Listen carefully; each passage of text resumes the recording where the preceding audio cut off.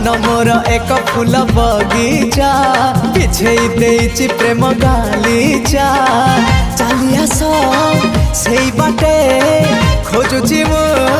साथी गोटे